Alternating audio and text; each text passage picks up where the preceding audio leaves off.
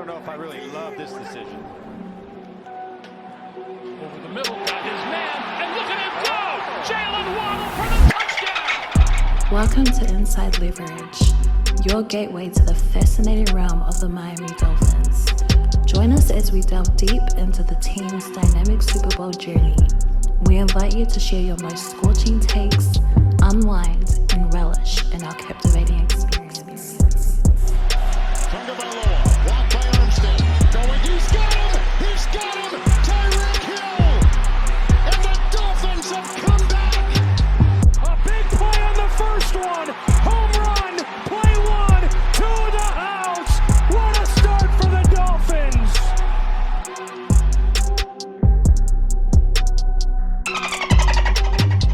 It's Inside Leverage. We always gonna put on the show, baby. That's what we do. Greg is here. Appreciate you guys for coming through. And we're finally here. Week 4, Bills versus Dolphins. I'd say two of the top two teams in the AFC East. It's gonna pretty much go down to us two. I know it's early, whether we win or lose. What really might matter is the game, Week 17. But to make a statement, I think this is the game for us to set the tone, the very least. So appreciate you, Greg, for coming through.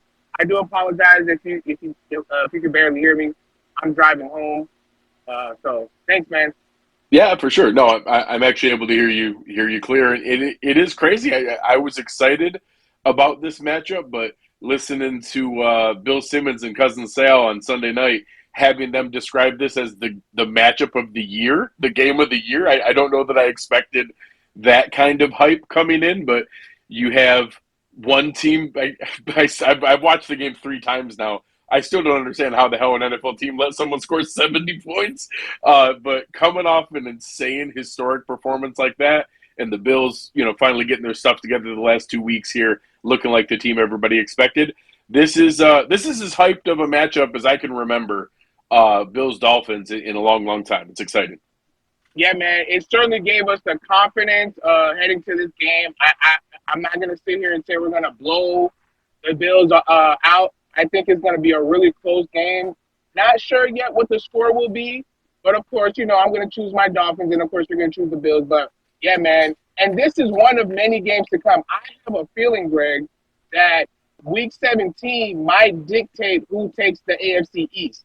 So that's my bold prediction. Heck, with some of the other losses that are out there in the AFC already, you got the Chargers are 0-3, the Bengals are 1-2, the Chiefs are only 2-1. I mean, that Week 17 game could be the number 1 overall seed and home field advantage. That's not crazy. Like, that absolutely could be in the cards. The Bills play against the Chiefs already. There's spots where, depending on how things lay out, that Week 17 match could matter a ton coming in. And, I know, like, obviously the matchups over the last 9 or 10 here. Last year was you guys, the Dolphins beat the Bills and then almost won 2 more matchups. So it's been closer. So it hasn't been the record shows that it's been all Bills for the past while here. But obviously last year it got a lot closer. Now this year it's looking, really, really tight. And I wasn't all the way sure that the rivalry was back. I'm older than probably a handful of the folks listening here. I grew up with Marino versus Kelly. The Dolphins are always my biggest rival, more than the Patriots. The Jets don't even really count. It's always been Bills-Dolphins for me. And to have it now going into this game, there is absolutely no one who can make a case that this rivalry isn't all the way back. And now having where the entire country, hell, I was joking, can you imagine how badly the Sunday Night Football NBC executives want to flip this to the Sunday night game instead of Chiefs-Jets? It's crazy that now this is back and it's going to be, one of the most watched games all day. For sure. Now, before we begin with the questions, want to kind of get you to introduce yourself to the Dolphins fans, and then we'll start with Chad. Chad, if you have any questions after he gives us a little brief about himself, and then we'll take it to Wally, French, then Steve. So go ahead, Greg. Tell the Fins fans a little bit about yourself. Awesome. Looking forward to it. Yeah, I have the privilege of helping run Cover One over there in Western New York. We do video breakdowns, film analysis, pregame previews, postgame shows, all kinds of fun written stuff on cover1.net. And Just a lot of fun, doing all kinds of stuff outside of the Bills work, with the draft, with fantasy football, with gambling, and some different fun stuff. But our passion and our heart is with the Buffalo Bills and all those kind of things. So I don't expect a ton of the Fins folks here listening to jump on and hang out with us on our regular Cover One pregame and postgame shows. I will say later tonight, we're having Tom Ernest from Dolphins Talk on. Aaron, my co-host, and I are going to be breaking down the matchup here tonight. But we have a lot of other fun stuff for folks, and always having a good time on Twitter. You guys can find me at Greg Tompsett. Appreciate you, Greg, for coming through and giving up your time, man. Yeah, for sure. Really quick, I just want to say, overall, just some takeaways personally. Objectively speaking, would you agree with the sentiment that the Bills haven't really been tested defensively? Because we've been kind of saying that, and we've been getting a lot of pushback from the fan base, of course, in that regard, because it can come off as kind of offensive. But do you agree with that line of thinking that, like, you guys really haven't faced a high-powered offense yet, and it's kind of still wait and see how good the defense really is? For sure. So I'll give you a good comparison. If I say that because of the system he's in, Tua is putting up phenomenal statistics that are maximizing his skills and strengths, that's a factually true statement. But some people will hear it, and just because I said the word system, they'll get upset. And they'll say that, oh, you're saying he's not good enough to do this. And like, no, he's in a phenomenal situation that maximizes all his strengths, and he's playing amazing because of it. So I would say saying that they haven't been tested yet is factually accurate. They played Washington, they played Los Angeles, and they played the Jets. They haven't played any good offenses yet. Now, within that, in 3 games, they've given up 2 touchdowns. They're the number 1 DVOA defense. They, just last week, they had 9 sacks and 4 interceptions and a fumble recovery. And, so if you're not going to have top-notch offensive opponents, well, then what you're supposed to do is completely dominate the opponent. And that's what they did. So do I know that that's going to translate now with obviously the hottest offense in the NFL? No, absolutely not. But I would say just because they haven't been tested doesn't mean they haven't performed really well. So at least, just like last week, I would assume the Dolphins fans don't think they're going to put up 70 on every single opponent, because obviously that Denver team looked like you stole the heart and soul out of them, but it doesn't mean that the offense isn't really explosive and really powerful. So it's very similar in that sense. I think there's plenty of good things to take away from the defense here, but this will by far be their biggest test. Hey, Greg, thanks for your time. I have a question for you. If Sean McDermott is the architect of the defense, or he's now the defense savant because the defense now all falls on the shoulder with Leslie being gone, if this Dolphins team let's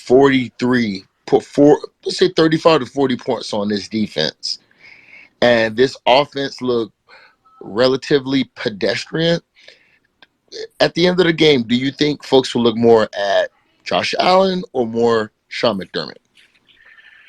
So, the fans are always going to look at McDermott.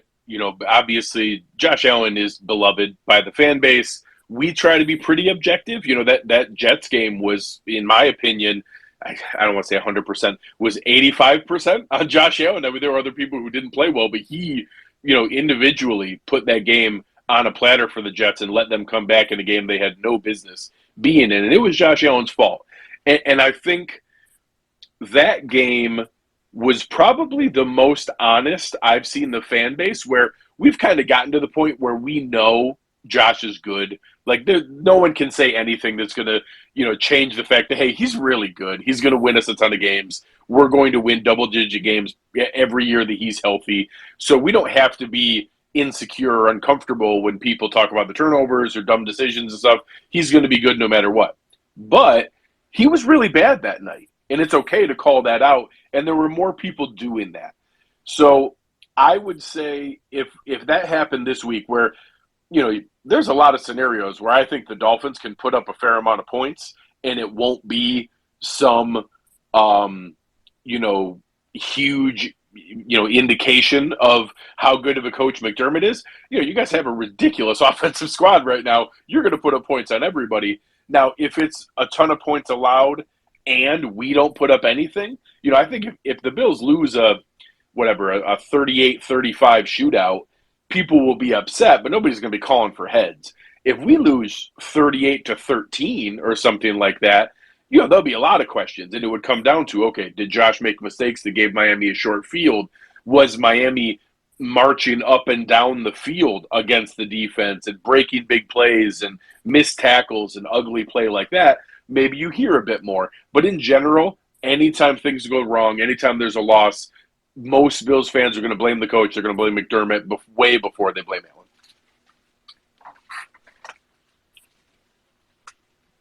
Go ahead, Wally. Wally? I was doing great. Thank you for your time, man. I appreciate it. Quick question, man. How do you think that? Hold on. How do you think that defense fares against all this motion and all that good stuff? Because I believe you guys are charting in a different cornerback. You lost one of the most impactful linebackers you guys have. Your safeties are getting older. Milano, I don't trust him in open space and given what we do. So how do you think you're gonna fare against this offense, given what you guys have shown this season so far? So one, I don't know that anybody's got McDaniel's new motion system under control yet or has it figured out. So I would say some of that is it's going to take time, just like when the Wildcat first came out. It took the league by storm, and then people kind of figured it out when some of the offensive systems were taking the league by storm. And then all of a sudden, they're like, oh, hey, you can kind of do the two-high shell.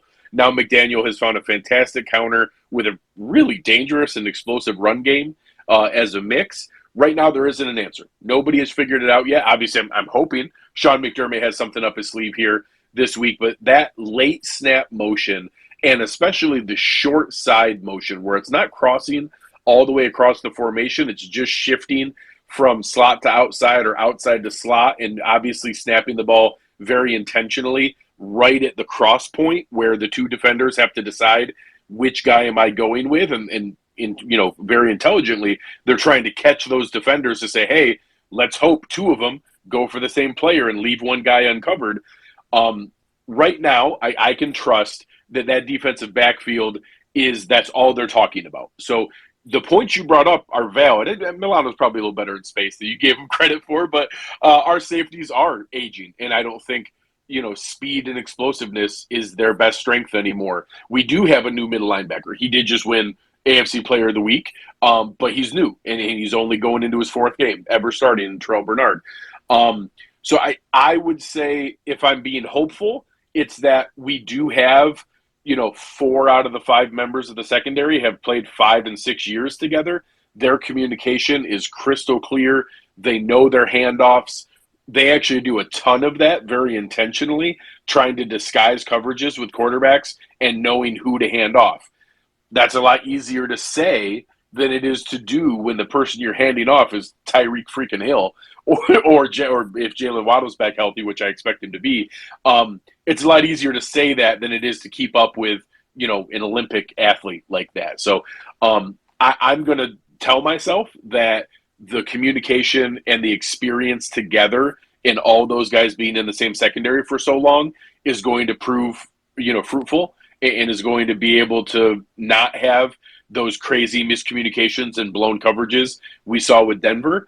But that late snap motion is really freaking sneaky. And right now, I watched a lot of that Patriots game, and their answer to it was, 3 down linemen, 2 linebackers, 6 DBs, and a lot of double coverage. I don't know. We haven't seen McDermott go to that in the past, but I mean, that was at least the closest we've seen to keeping you guys in check. You guys still won the game, but at least kept it within reach. So I don't know if we're going to see something along those lines. I'm sure they'll look at that game and try to find some things to take away from it. But, right now, McDaniel's got the hottest thing flowing.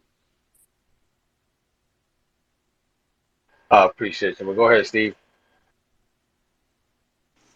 I just wanted to say again, thanks for coming. Waddle did go full practice today, so Okay. at least it's seeming so that he will be going for a good to go Sunday. I'm in the belief that this is going to be, as it always has been with us, a knockdown drag out fight from first snap to last snap. How do you look at your run game against our defense this year? I know they've been trying to run it a lot more with Cook. Do you see that he is performing above the standard that Singletary had last year, or do you think it's about the same? I would say I mean, he's third in the NFL in rushing, so obviously it's going okay. 6.1 yards a carry. He's doing good things. I would say that he's quicker and a little more explosive than Singletary was. Singletary had some of that thickness and the contact balance and being able to kind of stay on his feet after contact. Cook's not gonna give you a lot of Marshawn Lynch runs. He's not gonna give you a lot of plays where he's breaking 4 tackles and going for huge highlights that way. But he is really quick, and he's showing a lot of that, like, plays where he looks like a slalom skier when you watch the All-22, and he's, like, cutting to the left and then to the right and then to the left and then to the right, and all of a sudden it's, there wasn't anything there, and he got 9 yards out of it. So I've been pleased with it. I don't think that all of a sudden it's going to become a primary focus for the Bills' offense. The Bills are going to run through Josh Allen in that passing game, and that's going to be the core of what they do. But not only Cook, they've added a couple nice little pieces. Damian Harris and Latavius Murray are a really solid, 4-minute offense group. They've both scored a couple touchdowns. They've had some good short yardage gains. I don't think I expect it to be complete keep away mode, but if I'm the Bills, I don't want to give the ball back to Miami's offense any faster than I have to. So I might expect them to try to keep the ball a little bit and run the ball a little more consistently. I think that there's a lot of talent on that Miami defensive line, but we've seen some rushing yards put up against them so far, especially that Los Angeles game in the opener. So I don't think that the Bills all of a sudden have a juggernaut running game, but we went from it being, literally zero, and we needed to pass the ball 85% of the time to now, hey, we can kind of run the ball. This isn't too bad. And now we can be a 60-40 offense where we can run the ball 40% of the time, and it's still reasonable efficiency and a reasonable production. And a lot of that is because James Cook, and he's looking good. I know last year if he had, I think, 3 more carries, he would have led the NFL in yards per carry. He didn't qualify because he had, I think, 89 carries, and he needed 92 to qualify. And he's off to about that same lead now with another 6.1 yards per carry this year. So certainly excited about what he's doing, but the offense still is going to, live and breathe through Josh Allen.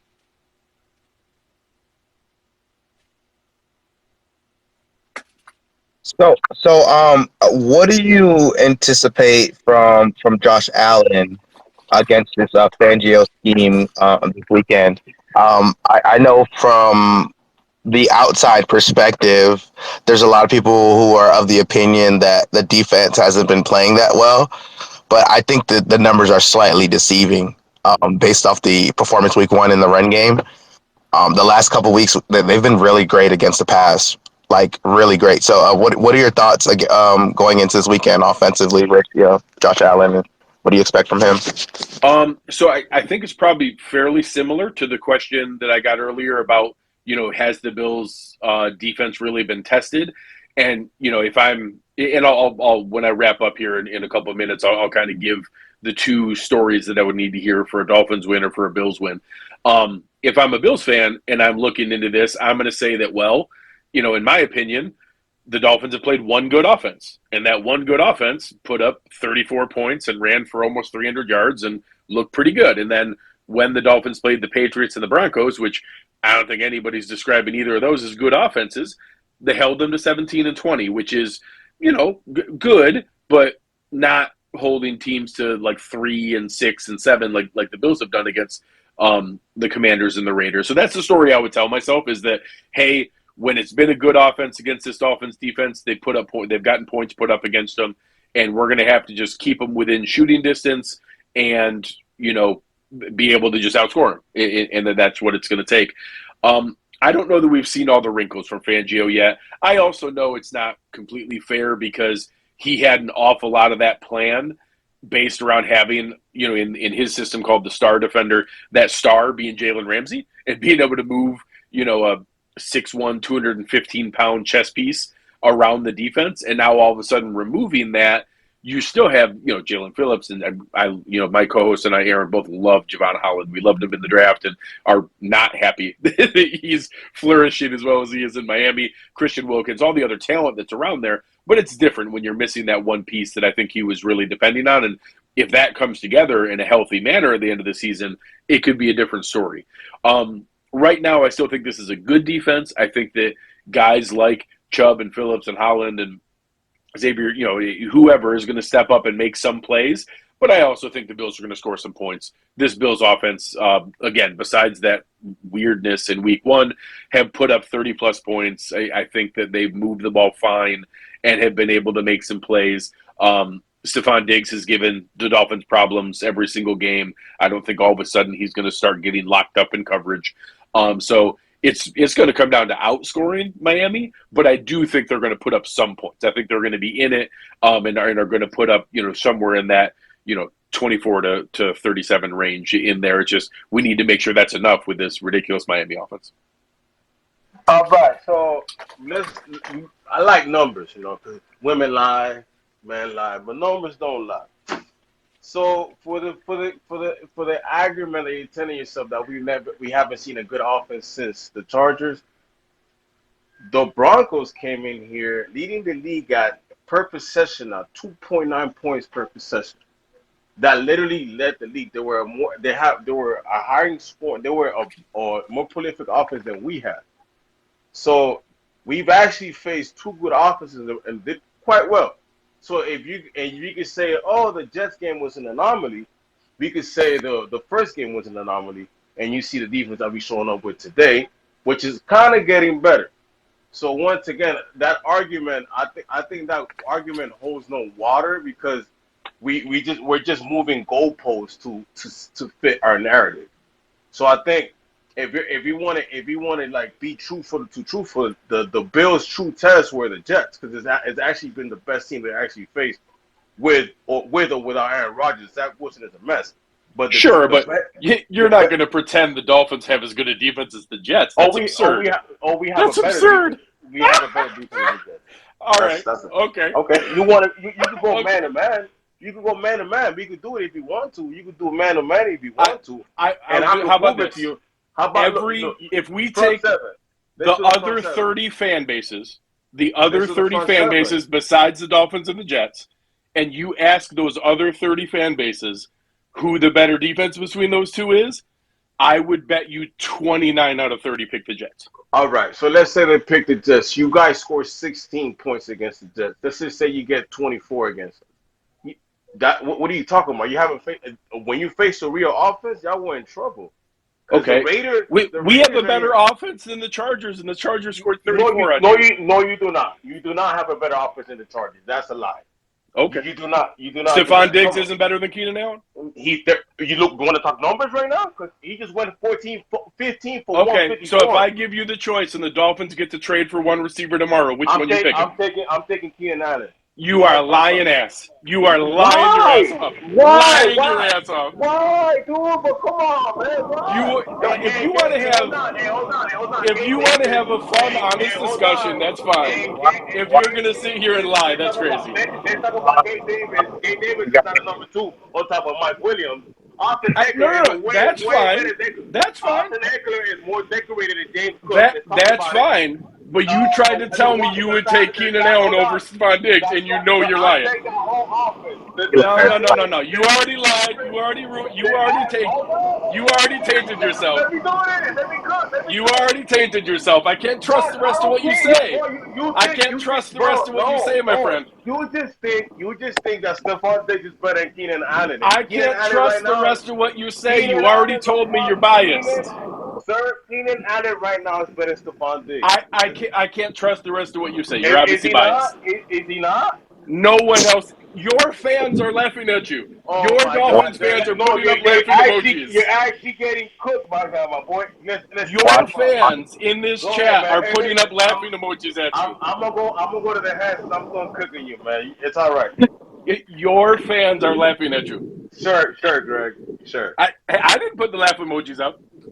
Well, Greg, technically, if you want to talk about Stephon Diggs, he's actually been traded from one organization to another.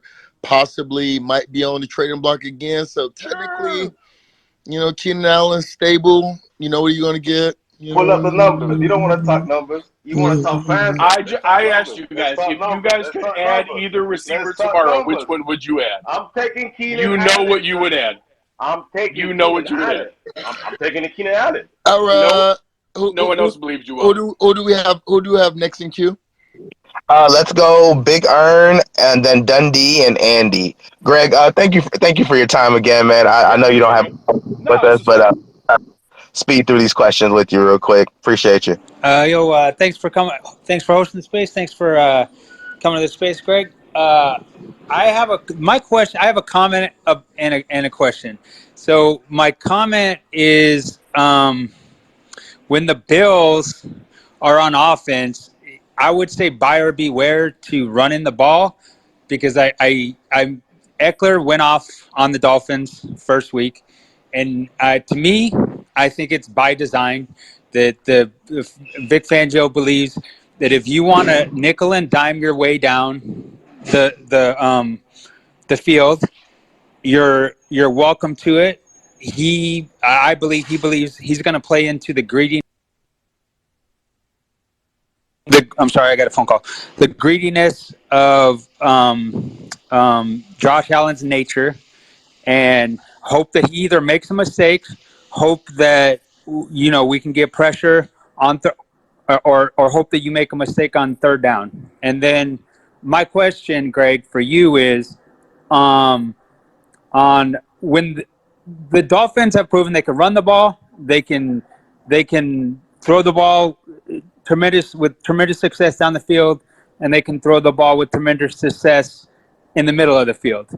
If you could take away one of those things from the Dolphins and kind of key in on one thing, if you're the Buffalo Bills, if you're the head coach of the Buffalo Bills, what element of the Dolphins offense, if you could take one thing away, what would it be? So, one, I think your opening statement was very accurate, and I think Vic's very smart to do that. I think in modern football here, making teams matriculate the ball down the field 11, 12, 15-play drives and forcing them to try to do that over and over again with no penalties, no turnovers, no mistakes is smart football. I think that's good. And for that same reason, I would try to keep the Dolphins receivers in front of me. Again, that's a lot easier to say than it is to do with the insane speed that they have, but I would try to keep them in front of me and try to, again, the Bills have shown their, whether you look at some of the stats through pass rush win rate, their speed of getting the time to throw and how quickly they've gotten to quarterbacks, especially pressure from the defensive tackles and up the middle. There's been, a very high percentage of success that way. Tua, if you look at his success rate and EPA per play with 3 defenders, it's like 2.9. It's insanely high, but, by far the highest in the league. With 4 rushers, it's actually about even. So about an even success rate, about as good as many good plays as poor plays. With 5 rushers, it's actually a negative EPA. With 6 rushers, it's actually fairly low. So the problem is teams haven't gotten to them fast enough to make it matter and to be able to get home with those rushes. So I think there's some. This space was downloaded via spacesdown.com. Visit to download your spaces today. Statistics that show you the key is getting to Tua, but it's easier to say that than it is to do it. So I would try to keep as much of an umbrella over top. Try to have sound tackling, try to come up and get them. Know that they're going to break some plays. Mostert, Hill, Waddle are going to break a tackle. They're going to break a long play. You're not shutting Miami out. The key is, obviously, no one wants to give up 70. That was absurd. But not letting them have 42. If you end up with 4 touchdowns and 2 field goals and you get it to 34, okay, maybe now we can outscore them. Maybe now you can make it in that range. If you get it to 3 touchdowns and 3 or 4 field goals, you're talking about 29 or 32, and you get into that range, now all of a sudden you're in a playable area. So it's the same idea as what you talked about with, just hoping that Josh Allen makes a mistake and tries to press and makes a bad decision with the ball. They would need to do the same thing, and I don't think it's as much Tua hasn't shown a propensity for bad decisions as much as when he gets under pressure, every quarterback plays worse when they're under pressure. Every quarterback plays worse when they're getting hit. Every quarterback plays worse when you're getting quarterback hits and sacks. So our defensive line has shown we can do that. So if we can get down there and hit Tua, get him on the ground, get pressure, especially pressure in his face, right up the middle, I think then, like I said, that's not a Tua thing, that every single quarterback plays worse when they're getting pressure. I think that's our only shot there, is to be able to keep enough of an umbrella over the top that they're not breaking off tons of big plays. And then when we do get him to pat the ball a second time, we have to have a defensive lineman or a blitzing linebacker get home and be able to make pressure, because that's really going to be the only path. I probably got time for one more here. All right, go ahead, Dundee. Go ahead, Dundee. Well, actually, Robert was here first. I don't know who was here, Robert or Dundee. Yeah, whoever. Hey, sorry guys, it's Dundee here. Dundee, go ahead. Hi, thanks, Greg. Greg, I think that to me it seems like the strength of the Bills is also its biggest weakness, and his name is Josh Allen, who I think has an incredible athlete and a driven personality. Also, as we saw in week 1, has a huge temperament weakness. If, as we've seen in the first 3 weeks of the Miami defense, Vic Fangio decides to take away or try to take away one aspect of play, whether it's the run game or the pass game or whatever, do you think that Josh Allen, and for that matter Sean McDermott, have the patience and temperament to hand the ball off all day? So it's a great question. I've actually, if I was a defensive coordinator, I would try to triple team Stephon Diggs and dare the team to beat me with somebody else. And I think that there are times when I've said no, that he has not had the discipline and patience to do that. I would say the last 2 weeks, I think that there was a bit of a wake-up call in that New York game because of how poorly it went down the stretch. They were winning 16-3, had it very much under control, and then let it unravel and get away from them. But it was, there was a 3rd and 2 play where all you need to do is check it down and let him punt rather than throw an interception. And they probably win that game and keep it under control. I think they hammered that play into him of not needing to be the hero, not needing to win the game on every single play. In the last 2 weeks, we've actually seen, to my opinion, a frustrating amount of checking into run plays and a frustrating amount of handoffs. I want to pass the ball more than what they have. So they've certainly shown a willingness to dial that back and do it. But it's easier to do that when it's Washington and Las Vegas, where you're not worried about them putting up a ton of points. They scored 13 points total between the two teams. I think that's going to be harder to do.